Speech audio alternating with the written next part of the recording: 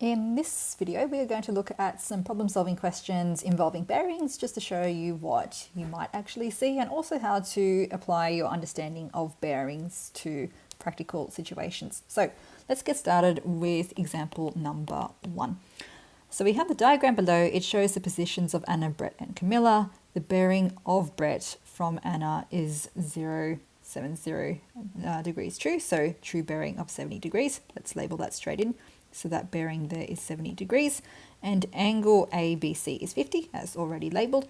If Brett is the same distance away from both Anna and Camilla, meaning AB is the same as BC, we need to calculate the bearing of Camilla from Anna. So in other words, we are looking for this angle here. Okay, good. So you would have seen that already. I've labelled my diagram as I've gone along, and that's quite a helpful technique to use, just to scan the information, label your diagram as you go along. Okay, cool. So we need to find that bearing there. Now, how do we do that? Well, we can see that this blue bearing is comprised of several parts. It's that 70 degrees, but also this part over here. And this angle here actually is the same as this angle, which is all within this triangle ABC there. Now, we're told that AB and BC are the same, so in other words, triangle ABC is an isosceles triangle. So what we're going to do is go through each of these in turn. So let's start by establishing the isosceles proof. So in triangle ABC, we can see that AB is equal to BC, and that's actually given, and therefore triangle ABC is isosceles. Start off by stating that. Done. Then what we're going to do is progress to find the size of the base angles. But first of all, we need to establish that the base angles are equal. So we'll further go, therefore, angle BAC is equal to angle BCA, and we'll say equal base angles in an isosceles triangle. That'll do. Good. So now that we've established those proofs, we can go on and do our maths. So, therefore, we'll say angle BAC is equal to 180 degrees, that's the interior angle sum of the triangle, minus that 50 degree angle we have with angle ABC. Then we're going to divide that by 2, because obviously what's left from the subtraction is the sum of this angle, and since they're both the same, we can just divide that by 2 and find our answer. And when we do that, we'll find that our answer is going to be given by 130 degrees divided by 2, which is 65 degrees.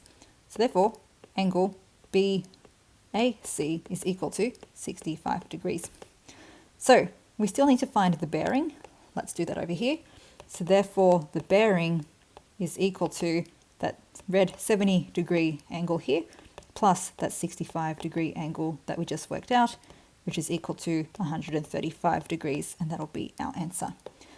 Excellent. So before we move on, just some critical things with this question. Yes, you're doing trigonometry, but you still need to know your triangle proofs and your geometry proofs more broadly, because they come in quite a lot. And you also need to establish your working out, particularly those 2 steps that I've just ticked in red. Excellent. Okay, let's move on to our second example. Okay, example number 2. We have the locations of a school, church and hospital are shown in the diagram.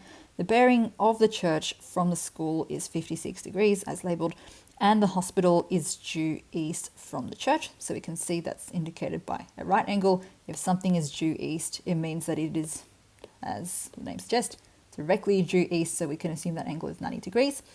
The church is equidistant from the school and the hospital, which has been marked in with these 2 markings. We need to find the bearing of the school from the hospital. So in other words, that's north, we are finding this bearing here. So how do we go about doing this? Well, that bearing is comprised of a couple of elements, right? The easiest way to approach this is to say, okay, well, a full bearing is 360 degrees, okay? If we can work out what this angle is and this angle, then all we need to do is just subtract those 2 angles from 360, and we'll end up with the residual reflex angle here. So let's do exactly that. Now let's start off with the easy one. You'll see this one I've marked as a right angle. And that's because, well, you can see the the school and the church, we've got the arrows facing north. these two northerly arrows are actually going to be parallel because north is north, two northerly arrows won't intersect.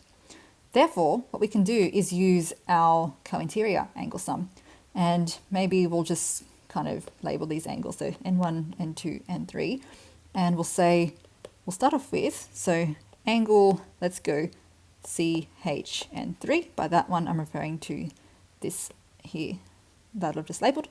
Angle CHN3 is equal to 180 degrees minus 90 degrees, and there I'm just going to write co-interior angles, and that's going to be equal to 90 degrees. So we've done that part. Now let's move on to our next one. Now, similar to our previous question, we can see this triangle is looking like an isosceles triangle. Okay. Now, there's a couple of things we need to do though before we can employ that proof. We don't have any angles in that isosceles triangle. However, we can get this angle, which will then help us get this angle. So I'm just going to rub this off because I need a little bit more space to work through this.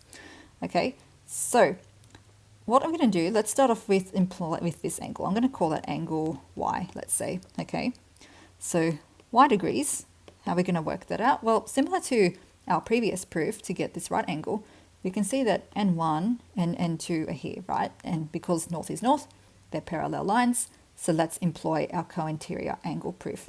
So we'll have Y degrees is equal to 180 degrees minus that 56 degrees. And once again, you'd state your co-interior angles as your reason. Okay, and then that will get you 124 degrees. Now let's move on to this one here. I'm going to call this X, which is this one. Okay, so X degrees is going to be equal to 360 degrees because 360 is the angle of revolution, minus this 90 degree angle that we've got there, minus Y degrees, which is 124.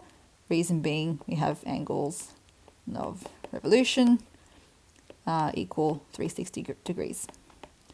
So when we do that subtraction, our answer is going to be 146 degrees for X. So now that we've found X, we can move on and use our triangle proof to work out the base angles. So to work out those base angles, I'm just going to call this base angle Z. Okay, so we have Z and Z. So then we'll say, maybe let's just start off with the proof first. So in triangle, I'm just going to say SCH. We'll say that SC is equal to CH, and that's given. Of course, S is referring to school, C to church, and H to hospital. So therefore, angle SCH is isosceles. I'm just going to write that in abbreviated form. And moving on to find Z, we'll say therefore Z is equal to 180 degrees minus what X is, 46, divided by 2, because we've got two Z angles. And when we calculate that, our answer is going to end up being 17 degrees. So Z degrees is equal to 17 degrees. Okay, so now that we know this is 17 degrees, let's move on and finish off our working. And for that, I'm going to go all the way back up here, running out of room. Okay, so then we'll say, therefore, the bearing is going to be equal to that 360 revolution. So 360 degrees minus this 90 degree angle we found earlier, minus this 17 degree angle that we just found out. And as a result, our bearing is going to equal to 53 degrees T.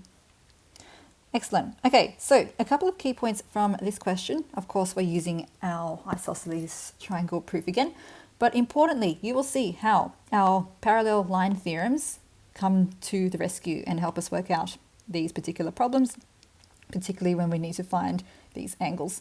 And also our angle of a revolution, remember 360 degrees, that's also of tremendous help. Okay, so that concludes our video on problem solving using bearings.